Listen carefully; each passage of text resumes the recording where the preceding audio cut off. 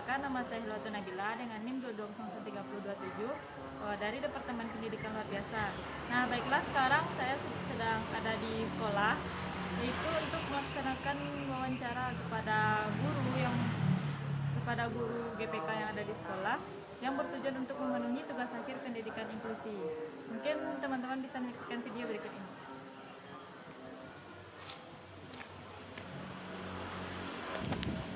Nah,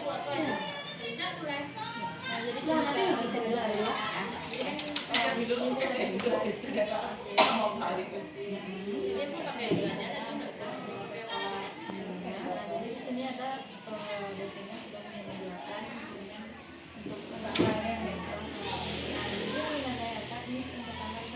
sekolah. Apakah sekolah ini memiliki visi dan misi yang mencerminkan dengan inklusif? Kalau secara poinnya tercetak jelas itu masih belum dicantumkan, tapi itu sudah tersirat di dalam visi misi kita yang mengusung tentang menciptakan lingkungan yang aman, pendidikan yang sama terhadap seluruh siswa. Itu kan juga mendukung inklusivitas ya, kita menyediakan ruang belajar yang sama untuk semua anak. Yang kedua itu, apakah terdapat kebijakan tertulis tentang penerimaan siswa berkebutuhan khusus Pak? Itu tadi sama. Apakah sekolah menyusun program tahunan atau rencana kerja yang mendukung inklusi Pak? Karena di sekolah kita ini salah satu sekolah yang sudah ditunjuk juga untuk melaksanakan inklusi ya, di sini sudah ada guru pendamping khusus, kebetulan di sini berdua, jadi setiap tahun kita juga membuat program. Lihat dulu ini. Apakah pihak sekolah aktif menyosialisasikan nilai inklusif kepada guru, siswa dan orang tua? Insya Allah selama ini itu anaknya mau cuci tangan. Oh, udah mau kan udah mau. kolaborasi. Kak itu tuh nadi aku tuh tuh nak. Sama-sama baik. Itu karena untuk apa? Dengan rekan sejawat kita selalu saling sharing. Ditambah lagi pendidikan sekarang kan memang benar-benar Kak Ina. mendukung inklusivitas ya. Kita lihat juga tentang program dari pemerintah, program pendidikan seperti PPG itu materinya hampir 90% tentang inklusivitas. Jadi cukup seru. Apakah sekolah melakukan identifikasi awal terhadap siswa yang betul memiliki kebutuhan khusus? Tentu, bahkan di sekolah kita tidak hanya yang diduga saja. Di setiap awal tahun pembelajaran kita melaksanakan penjaringan, mengenali kepada semua siswa. Jadi kita samaratakan, kita lakukan penjaringan semuanya. Iya, tanpa terkecuali. Apakah di sini terdapat kolaborasi dengan pihak profesional Pak, seperti psikolog? Ada. Kita bekerja sama tentunya dengan LDPI. Alhamdulillah di Sumatera Barat, di Kota Padang sudah ada LDPI, karena itu sangat-sangat membantu menyediakan jasa profesional untuk mendampingi anak-anak kita yang terjadi. Salah yang anak kan aja tuh, guru memiliki karakteristik dan dari PDW tadi kelasnya Pak.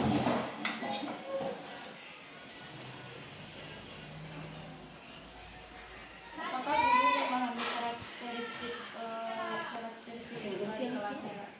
Karakteristik tentunya insya Allah sudah pasti, karena guru-guru di sini tentunya sudah dibekali ilmu yang cukup, yang selalu mengupgrade ilmunya terus gitu, pasti insya Allah. Apakah di sini guru menyusun SOP yang mengakomodasikan kebutuhan belajar siswa? Iya. Sekarang juga kita sudah mengenal pembelajaran diferensiasi dan lain sebagainya, itu kan sudah sangat.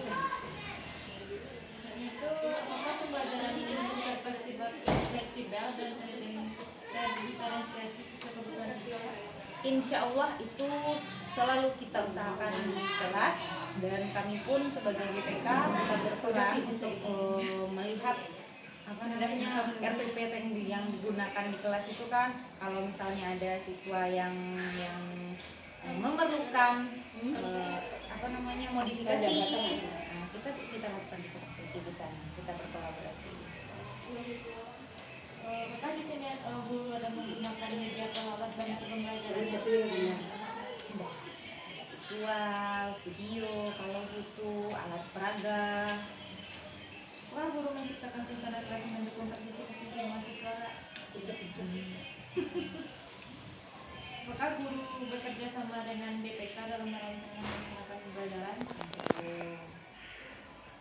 Sekolah memiliki BPK yang terlatih dan berpengalaman. Insya Allah. Apakah BPK melakukan asesmen kebutuhan individu siswa? Ya, kita melakukan asesmen. Kalau asesmen, kalau penjaringan secara keseluruhan kan 1 kali setahun. Kalau asesmen setiap awal semester. Apakah di sini BPK memberikan dukungan langsung saat pembelajaran berlangsung?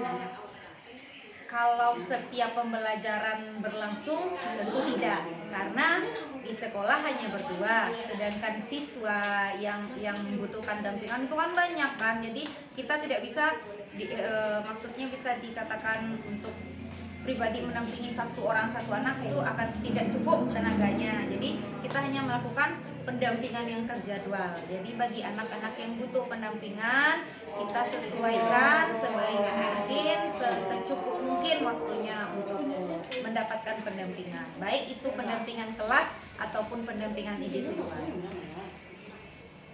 Apakah di sini BPK dan guru kelas berkomunikasi secara mengenai perkembangan Tentu. Lingkungan fisik sekolah mendukung akses bagi siswa dengan hambatan fisik Kak, seperti toilet khusus, Sedang kita usahakan. Di sini untuk toilet kita sudah ada toilet jongkok, toilet duduk. Tapi kalau misalnya untuk apa namanya yang terkait air blok itu masih belum, sedang kita usahakan. Kita usahakan lah kalau tangga mulai dikurangi, yang bisa kita rehat kita rehat. apakah kelas memiliki penataan ruang yang memungkinkan mobilitas siswa? Bisa dilihat nanti, insya Allah kita sudah sediakan, bisa langsung dilihat di mana kelasnya. Apakah di sini ada itu Kak sejarah yang berbeda seperti buku Braille belum ada, alat bantu dengar juga tidak ada. Tapi kalau alat bantu belajar misalnya untuk anak kesulitan belajar, yang kesulitan membaca, kesulitan berhitung, itu kita sediakan alat bantu yang beragam untuk belajar. Tapi kalau seperti braille atau alat bantu dengar itu apakah sekolah menyediakan ruang khusus untuk layanan guru ada. apakah di sini teman sebaya menunjukkan sikap positif dan penerimaan siswa? Insya Allah. Zikra, mana teman-temannya baik di kelas? Ayo baik teman-teman di kelas. Mau membantu Zikra belajar? Ada belajar bersama?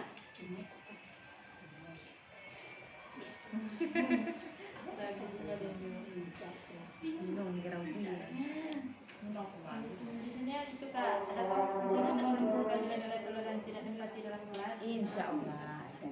Kita selalu berusaha untuk memotivasi sama siswa. Apakah tidak ada tindakan diskriminatif terhadap siswa? Insya Allah tidak ada. Apakah sekolah memiliki kegiatan inklusif yang melibatkan seluruh siswa? Kita semuanya tidak ada kegiatan yang dipisah-pisah ya. Insya Allah semuanya inklusif karena memang sudah begitu seharusnya, karena inklusif itu kan memang tidak boleh dibeda-bedakan, labeling dan sebagainya. Jadi di setiap kegiatan semua diikutsertakan. Apakah orang tua siswa terlibat dalam penyusunan program pendidikan anak? Iya, karena kita ada komunikasi dengan orang tua bagaimana perkembangan anaknya di setiap semester. Apakah sekolah menjalin kerjasama dengan SMP, sekolah, puskesmas atau instansi terkait? Bersama puskesmas ada, sama DPI ada. Apakah ada sekolah memberikan pelatihan atau sosial inklusi kepada orang tua? Pada orang tua ada. Apakah di sini sekolah membuka ruang dialog antara guru, orang tua, dan tenaga profesional? Tentu kita sangat-sangat terbuka. Apapun itu kita harus saling mengkomunikasikan.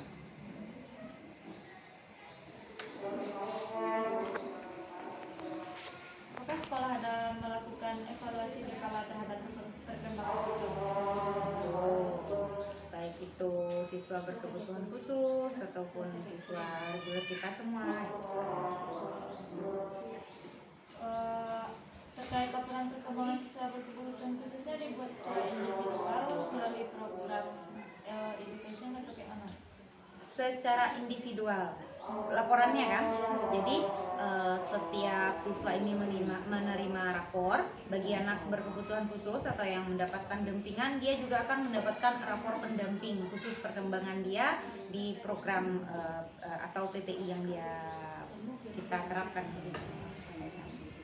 Jadi ada rapor pendampingnya. Apakah guru dan PPK menindaklanjuti hasil evaluasi dengan perencanaan program? Tentu, karena setiap ada perkembangan, ada penambahan ilmu, dia akan bertahap bertambah terus pembelajarannya. Jadi harus diperhatikan.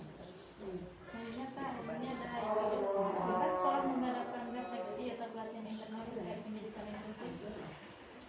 Kita di sekali 2 bulan kadang atau kita selalu ada diskusi kami memberikan sejawat membahas terutama tentang pendidikan inklusi kan, karena di sekolah ini cukup banyak ya kalau yang terjaring sebenarnya, khususnya itu bagi anak-anak kesulitan belajar. Kak, mungkin ini sekian wawancara kita Kak. Oke. Terima kasih banyak ya Kak. Ya. Sama-sama.